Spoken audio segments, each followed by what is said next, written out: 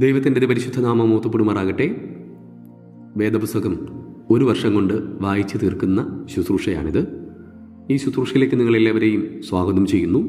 ഇന്ന് 35-ാമത്തെ ദിവസം. വേദപുസ്തക വായനയിലേക്ക് പ്രവേശിക്കാം. ലേവ്യ പുസ്തകം 9-ാമത്തെ അധ്യായം. 8-ാം ദിവസം മോശെ അഹ്റോനെയും പുത്രന്മാരെയും ഇസ്രായേൽ മൂപ്പന്മാരെയും വിളിച്ച് അഹ്റോനോട് പറഞ്ഞതെന്നാൽ, നീ പാപയാഗത്തിനായി ഊനമില്ലാത്ത ഒരു കാളക്കുട്ടിയെയും ഹോമയാഗത്തിനായി ഊനമില്ലാത്ത ഒരു ആട്ടുകൊറ്റനെയും എടുത്ത് യഹോവയുടെ സന്നിധിയിൽ അർപ്പിക്കണം. എന്നാൽ ഇസ്രായേൽ മക്കളോട് നീ പറയേണ്ടതെന്നാൽ, യഹോവയുടെ സന്നിധിയിൽ യാഗം കഴിക്കേണ്ടതിന് നിങ്ങൾ പാപയാഗത്തിനായി ഊനമില്ലാത്ത ഒരു കോലാട്ടിനെയും ഹോമയാഗത്തിനായി 1 വയസ്സ് പ്രായമുള്ള ഊനമില്ലാത്ത ഒരു കാളക്കുട്ടിയെയും 1 വയസ്സ് പ്രായമുള്ള ഊനമില്ലാത്ത ഒരു ചെമ്മരിയാട്ടിൻകുട്ടിയെയും സമാധാനയാഗമായി ഒരു കാളയെയും ഒരു ചെമ്മരിയാട്ട് കൊറ്റനെയും എണ്ണ ചേർത്ത ഭോജനയാഗത്തെയും എടുപ്പിൻ. യഹോവ ഇന്ന് നിങ്ങൾക്ക് പ്രത്യക്ഷനാകും. മോശ കൽപ്പിച്ചവയെ അവർ സമാഗമന കൂടാരത്തിന് മുമ്പിൽ കൊണ്ടുവന്നു. സഭ മുഴുവനും അടുത്തു വന്നു യഹോവയുടെ സന്നിധിയിൽ നിന്നു. അപ്പോൾ മോശെ, നിങ്ങൾ ചെയ്യണമെന്ന് യഹോവ കൽപ്പിച്ച കാര്യം ഇതാകുന്നു. യഹോവയുടെ തേജസ് നിങ്ങൾക്ക് പ്രത്യക്ഷമാകും എന്ന് പറഞ്ഞു. അഹ്റോനോട് മോശെ, നീ യാഗപീഠത്തിൻ്റെ അടുക്കൽ ചെന്ന് യഹോവ കൽപ്പിച്ചതുപോലെ നിന്റെ പാപയാഗവും ഹോമയാഗവും അർപ്പിച്ച് നിനക്കും ജനത്തിനും വേണ്ടി പ്രായശ്ചിത്തം കഴിച്ച് ജനത്തിൻ്റെ വഴിപാടർപ്പിച്ച് അവർക്കായിട്ടും പ്രായശ്ചിത്തം കഴിക്കുക എന്ന് പറഞ്ഞു. അങ്ങനെ അഹ്റോൻ യാഗപീഠത്തിൻ്റെ അടുക്കൽ ചെന്നു തനിക്ക് വേണ്ടി പാപയാഗത്തിനുള്ള കാളക്കുട്ടിയെ അറുത്തു. അഹ്റോന്റെ പുത്രന്മാർ അതിൻ്റെ രക്തം അവൻ്റെ അടുക്കൽ കൊണ്ടുവന്നു. അവൻ രക്തത്തിൽ വിരൽ മുക്കി യാഗപീഠത്തിൻ്റെ കൊമ്പുകളിൽ പുരട്ടി ശേഷം രക്തം യാഗപീഠത്തിൻ്റെ ചുവട്ടിൽ ഒഴിച്ചു. പാപയാഗത്തിൻ്റെ മേധസ്സും മൂത്രപിണ്ഡങ്ങളും കരളിന്മേലുള്ള വപയും അവൻ യാഗപീഠത്തിന്മേൽ ദഹിപ്പിച്ചു. യഹോവ മോശയോട് കൽപ്പിച്ചതുപോലെ തന്നെ അതിൻ്റെ മാംസവും തോലും അവൻ പാളയത്തിന് പുറത്ത് തീയിലിട്ട് ചുട്ടുകളഞ്ഞു. അവൻ ഹോമയാഗത്തെയും അറുത്തു. അഹ്റോന്റെ പുത്രന്മാർ അതിൻ്റെ രക്തം അവൻ്റെ അടുക്കൽ കൊണ്ടുവന്ന് അവൻ അത് യാഗപീഠത്തിന്മേൽ ചുറ്റും തളിച്ചു. അവർ ഖണ്ഡം ഖണ്ഡമായി ഹോമയാഗവും അതിൻ്റെ തലയും അവൻ്റെ അടുക്കൽ കൊണ്ടുവന്നു. അവൻ അവയെ യാഗപീഠത്തിന്മേൽ ദഹിപ്പിച്ചു. അവൻ അതിൻ്റെ കുടലും കാലും കഴുകി യാഗപീഠത്തിന്മേൽ ഹോമയാഗത്തിന്മീതെ ദഹിപ്പിച്ചു. അവൻ ജനത്തിൻ്റെ വഴിപാട് കൊണ്ടുവന്നു. ജനത്തിനു വേണ്ടി പാപയാഗത്തിനുള്ള കോലാട്ടിനെ പിടിച്ച് അറുത്ത് മുമ്പിലത്തേതിനെ പോലെ പാപയാഗമായി അർപ്പിച്ചു. അവൻ ഹോമയാഗം കൊണ്ടുവന്ന് അതും നിയമപ്രകാരം അർപ്പിച്ചു. അവൻ ഭോജനയാഗം കൊണ്ടുവന്ന് അതിൽ നിന്ന് കൈ നിറച്ചെടുത്ത് കാലത്തെ ഹോമയാഗത്തിനു മുമ്പേ യാഗപീഠത്തിന്മേൽ ദഹിപ്പിച്ചു. പിന്നെ അവൻ ജനത്തിനു വേണ്ടി സമാധാന യാഗത്തിനുള്ള കാളയെയും ചെമ്മരിയാട്ടു കൊറ്റനെയും അറുത്തു. അഹ്റോന്റെ പുത്രന്മാർ അതിൻ്റെ രക്തം അവൻ്റെ അടുക്കൽ കൊണ്ടുവന്നു. അവൻ അത് യാഗപീഠത്തിന്മേൽ ചുറ്റും തളിച്ചു. കാളയുടെയും ആട്ടുകൊറ്റിൻ്റെയും മേധസ്, തടിച്ച വാലും കുടൽ പൊതിഞ്ഞിരിക്കുന്ന മേധസ്സും മൂത്രപിണ്ഡങ്ങളും കരളിന്മേലുള്ള വപയും കൊണ്ടുവന്നു. അവർ മേധസ് നെഞ്ചുകണ്ടങ്ങളുടെ മേൽ വച്ചു.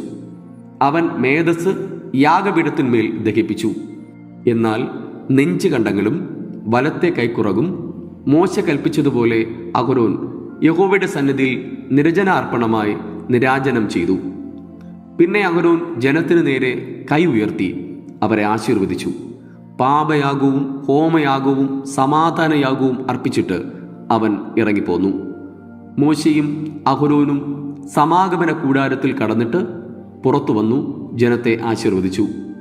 അപ്പോൾ യഹോവയുടെ തേജസ് സകല ജനത്തിനും പ്രത്യക്ഷമായി. യഹോവയുടെ സന്നിധിയിൽ നിന്ന് തീ പുറപ്പെട്ട് യാഗപീഠത്തിന്മേലുള്ള ഹോമയാഗവും മേധസ്സും ദഹിപ്പിച്ചു. ജനമെല്ലാം അത് കണ്ടപ്പോൾ ആർത്ത് സാഷ്ടാംഗം വീണു. ലേവ്യ പുസ്തകം 10-ാമത്തെ അധ്യായം. അനന്തരം അഹ്റോന്റെ പുത്രന്മാരായ നാദാബും അബീഹുവും ഓരോ ധൂപകലശമെടുത്ത് അതിൽ തീയിട്ട് അതിന്മേൽ ധൂപവർഗവും ഇട്ടു. അങ്ങനെ തങ്ങളോട് കൽപ്പിച്ചതല്ലാത്ത അന്യാഗ്നി യഹോവയുടെ സന്നിധിയിൽ കൊണ്ടുവന്നു. ഉടനെ യഹോവയുടെ സന്നിധിയിൽ നിന്ന് തീ പുറപ്പെട്ട് അവരെ ദഹിപ്പിച്ചു കളഞ്ഞു. അവർ യഹോവയുടെ സന്നിധിയിൽ മരിച്ചുപോയി. അപ്പോൾ മോശെ, എന്നോട് അടുക്കുന്നവരിൽ ഞാൻ ശുദ്ധീകരിക്കപ്പെടും, സർവ്വജനത്തിൻ്റെയും മുമ്പാകെ ഞാൻ മഹത്വപ്പെടും എന്ന് യഹോവ അരുളി ചെയ്തത് ഇത് തന്നെ എന്ന് അഹരോനോട് പറഞ്ഞു. അഹരോനോ മിണ്ടാതിരുന്നു. പിന്നെ മോശെ അഹരോന്റെ ഇളയപ്പൻ ഉസിയേലിൻ്റെ പുത്രന്മാരായ മീശായേലിനെയും എത്സാഫാനെയും വിളിച്ച് അവരോട്, നിങ്ങൾ അടുത്തു ചെന്ന് നിങ്ങളുടെ സഹോദരന്മാരെ വിശുദ്ധ മന്ദിരത്തിൻ്റെ മുമ്പിൽ നിന്ന് പാളയത്തിന് പുറത്തു കൊണ്ടുപോകുവിൻ എന്ന് പറഞ്ഞു. മോശെ പറഞ്ഞതുപോലെ അവർ അടുത്തു ചെന്ന് അവരെ അവരുടെ അങ്കികളോടുകൂടെ പാളയത്തിന് പുറത്തു കൊണ്ടുപോയി. പിന്നെ മോശെ അഹരോനോടും അവൻ്റെ പുത്രന്മാരായ ഏലയാസറോടും ഇഥാമാരോടും, നിങ്ങൾ മരിക്കാതെയും സർവ്വസഭയുടെ മേൽ കോപം വരാതെയും ഇരിപ്പാൻ നിങ്ങളുടെ തലമുടി പിച്ചിപ്പറിക്കരുത്, നിങ്ങളുടെ വസ്ത്രം കീറുകയും അരുത്. നിങ്ങളുടെ സഹോദരന്മാരായ ഇസ്രായേൽ ഗൃഹമൊക്കെയും യഹോവ ദഹിപ്പിച്ച ദഹന നിമിത്തം കരയട്ടെ. നിങ്ങളോ മരിച്ചു പോകാതിരിക്കേണ്ടതിന് സമാഗമന കൂടാരത്തിൻ്റെ വാതിൽ വിട്ട് പുറത്തു പോകരുത്. യഹോവയുടെ അഭിഷേക തൈലം നിങ്ങളുടെ മേൽ ഇരിക്കുന്നുവല്ലോ എന്ന് പറഞ്ഞു. അവർ മോശയുടെ വചനം പോലെ തന്നെ ചെയ്തു. യഹോവ അഹരോനോട് അരുളി ചെയ്തത്, നീയും നിന്റെ പുത്രന്മാരും മരിച്ചു പോകാതിരിക്കേണ്ടതിന് സമാഗമന കൂടാരത്തിൽ കടക്കുമ്പോൾ വീഞ്ഞും മദ്യവും കുടിക്കരുത്. ഇത് നിങ്ങൾക്ക് തലമുറ തലമുറയായി എന്നേക്കുമുള്ള ചട്ടമായിരിക്കണം. ശുദ്ധവും അശുദ്ധവും മലിനവും നിർമ്മലവും തമ്മിൽ നിങ്ങൾ വകതിരിക്കേണ്ടതിനും യഹോവ മോശെ മുഖാന്തരം ഇസ്രായേൽ മക്കളോട് കൽപ്പിച്ച സകല പ്രമാണങ്ങളും അവരെ ഉപദേശിക്കേണ്ടതിനും തന്നെ.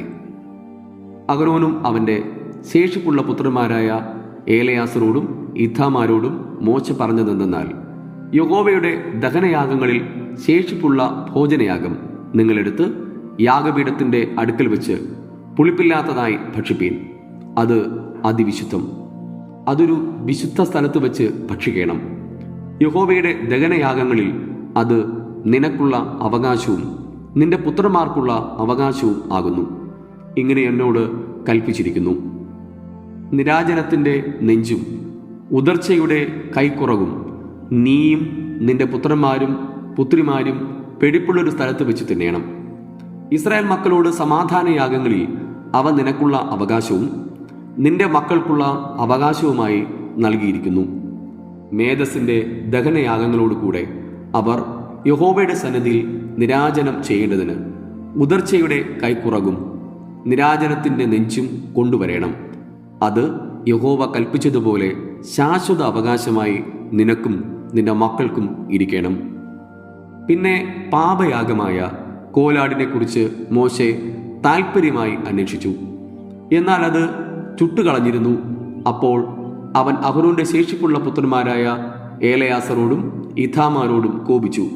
പാപയാഗം അതിവിശുദ്ധവും സഭയുടെ അകൃത്യം നീക്കിക്കളവാനും അവർക്ക് വേണ്ടി യഹോവയുടെ സന്നിധിയിൽ പ്രായശ്ചിത്തം കഴിപ്പാനും നിങ്ങൾക്ക് തന്നതുമായിരിക്കെ നിങ്ങളത് ഒരു വിശുദ്ധ സ്ഥലത്ത് വെച്ച് ഭക്ഷിക്കാഞ്ഞത് എന്ത്? അതിൻ്റെ രക്തം വിശുദ്ധ മന്ദിരത്തിനകത്ത് കൊണ്ടുവന്നില്ലല്ലോ. ഞാൻ ആജ്ഞാപിച്ചതുപോലെ നിങ്ങളത് ഒരു വിശുദ്ധ സ്ഥലത്ത് വെച്ച് ഭക്ഷിക്കേണ്ടതായിരുന്നു എന്ന് പറഞ്ഞു. അപ്പോൾ അഹരോൻ മോശയോട്, ഇന്ന് അവർ തങ്ങളുടെ പാപയാഗവും ഹോമയാഗവും യഹോവയുടെ സന്നിധിയിൽ അർപ്പിച്ചു. എനിക്കിങ്ങനെ ഭവിച്ചുവല്ലോ. ഇന്ന് ഞാൻ പാപയാഗം ഭക്ഷിച്ചുവെങ്കിൽ അത് യഹോവയ്ക്ക് പ്രസാദമായിരിക്കുമോ എന്ന് പറഞ്ഞു. ഇത് കേട്ടപ്പോൾ മോശയ്ക്ക് ബോധിച്ചു. ഇവിടെ ഇന്നത്തേക്കുള്ള വേദഭാഗം വായിച്ച് അവസാനിക്കുന്നു. വായിച്ചു കേട്ട തിരുവെഴുത്തുകളാൽ ദൈവം നമ്മെ ഏവരെയും അതിസമർത്ഥമായി അനുഗ്രഹിക്കുമാറാകട്ടെ. ആമേൻ.